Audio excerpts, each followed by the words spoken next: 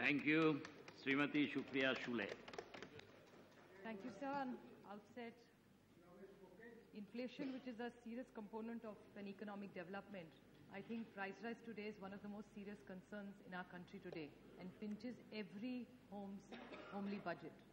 I think Sushma ji's speech, we all appreciate, she being a woman, me being a woman. We know how much inflation and price rise hurts each one of us when we run our homes.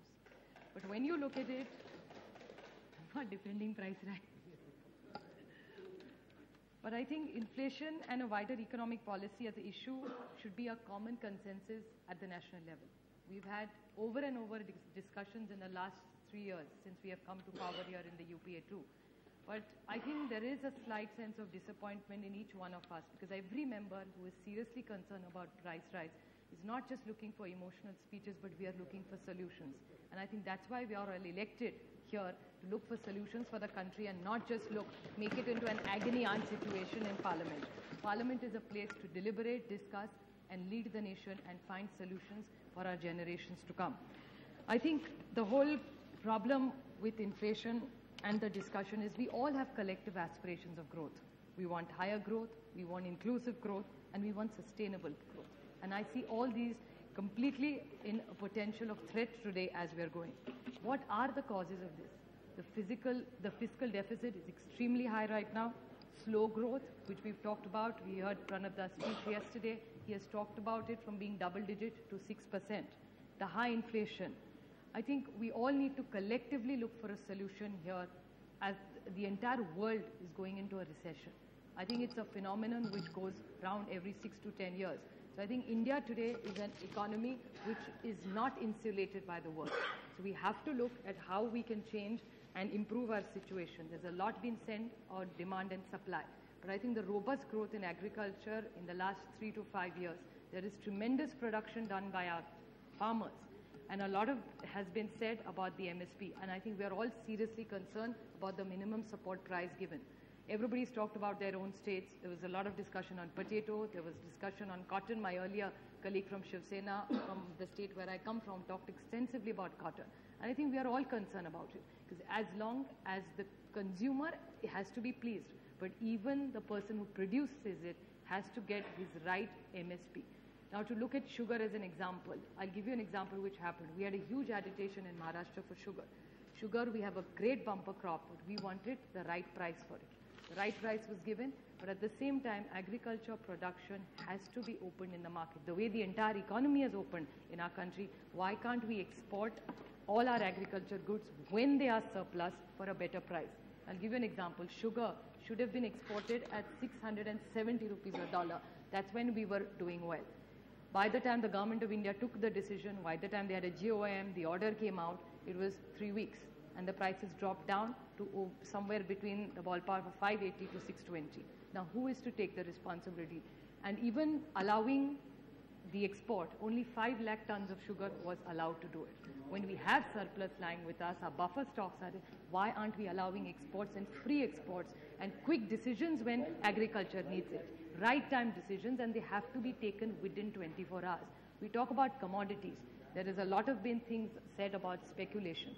If there is an opposition, unless there is a consensus, we will not ask for speculation market. But today, India has opened its doors, wants to be a great economy. Chakoji talked extensively about China, and he got a lot of criticism. I think he was right, because today it's not about how the government is run. Today, in an open economy where the world, globalization, all the goods has found a home in every market in this country. Doesn't matter how big or small your economy is. And in a growing economy like ours, I think whether it's agriculture or commodities products, we have to play with the market, given the circumstances of the world that affects us directly or indirectly in any way. Extensively, people talked about PDS. I'm proud to say where the state I come from, we are trying an extremely innovative program it's called Ghar Pohch Yojana, means the goods in the PDS system. To make sure that there is no hoarding and there are less leakages, we send it to the village. The panchayat has a meeting in front of everybody, and the entire PDS for 3 to 6 months is delivered to the home. So you don't have it, and it doesn't come at any extra cost. It's a very successful tribal program which has been even considered by the government of India. So I'm sure PDS strengthening it will definitely help all of us, But I think we all have to together, which state, it doesn't really matter. Like the NDA state of Jharkhand is doing exceptionally good work, and I think I'd like to compliment them for the great job they are doing over there in PDS. So why can't we use, Chhattisgarh has done it, not Jharkhand, Chhattisgarh is doing a great job. So why can't we use such innovative things and rise above politics? I think that's what, I think there can be a national consensus. Because I think education, healthcare, malnutrition, price rise, these are not political issues, these hurt every common man. And I think we really need to change the face of Indian politics as where these kind of issues where I don't think anybody disagrees on all. You want sugar at a good price in your home, so do I. Ratnaji also has a budget in her home, so do I have a budget on our home. So I think we all of us who run on homes on budgets, I don't think anybody has a different view on this. So I think we're really looking, and as a younger member of the party, I must say that I'm completely disillusioned by these ongoing debates which come out with no solutions. Price rise, people are looking at us, even look at the attendance today. When there is so much being said in our country, look at the attendance today on this debate. I think it's completely disillusions each one of us. So I think we really need to look and see how we can take it forward, look at agriculture, put it on the agenda, because food inflation is something that we can do without any other infrastructure, but we cannot do without food. So unless we invest all our energies into improving agriculture growth, look at leakages, and I think really what are the 5 most critical points that really drive inflation. A lot has been criticized about the Honorable Minister's statement about dietary habits. He is right. The dietary habits have changed to a certain extent, but it's not just the dietary habits, but the supply and demand gap that is really the problem. It's not just, so I would definitely defend on Mr. Thomas's statement.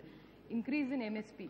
The MSP in the UPA 1 and 2 has substantially gone up compared to the NDA time. It definitely needs to go much more, but that definitely is a very big component because of inflation.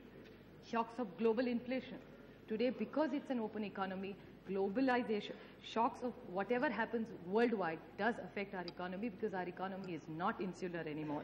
Financialization of commodities. Look at commodities as an example. Look at sugar, whether it's gold, silver, all these commodities do get affected definitely by financialization of it. So all these bonds, whenever there's a crisis, financialization and these bonds play a very, very critical role in inflation. And lastly, the pressure stemming from inclusive growth policies. We do a lot of policies for the lower market, and they definitely play a big role and put a lot of pressure on inflation. So I think we really need to look at it in a much holistic, a pragmatic and open way. And I'd really urge all my colleagues here today, let's put this on the agenda as not as an UPA problem, but it's an NDA problem and all our friends, because it hurts every common man of this country. And I think we owe it to our nation to rise above creation and look for good solutions to give betterment, because today the entire atmosphere in the country is against all of us. It's 800 people versus all these millions of Indians. We are one of them. I think we've all missed the point. We are elected members. I stand here as 1.6 million people's voice from my constituency. I'm no different than who they are. So I think it's time we come, stand up in our fraternity and prove to the nation that we are 800 people who are one of them, the voice of them, and we want to make a difference and be a part of India's growth. Thank you. Thank you. Sri